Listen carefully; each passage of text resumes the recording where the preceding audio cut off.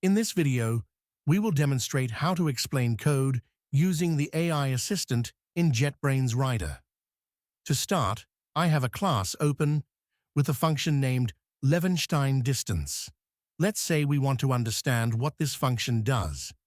Select the function, then right-click. Choose AI Actions, and then select Explain Code. The AI assistant will begin describing the function. Let's review what it says. It explains that the method calculates the minimum number of single-character edits needed to transform one string into another. It begins with some initial checks.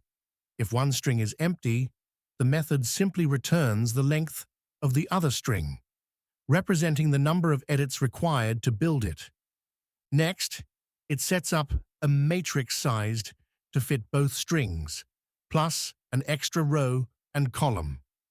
The first row and column are filled with incremental numbers, symbolizing the cost of deleting characters to match an empty string. Then comes the core algorithm.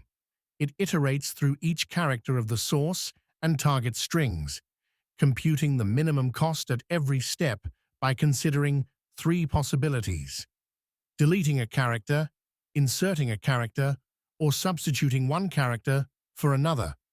A match has no cost, while a mismatch adds a penalty.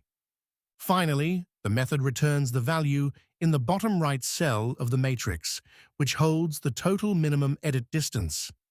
This technique is essential in applications like spell checking, DNA sequence analysis, natural language processing, and fuzzy string matching. Note that its time and space complexity is O of m, where m and n represent the lengths of the two strings. Basically, it calculates the fewest edits needed to change one string into another, which can indicate whether the values are similar or not. Thanks for watching.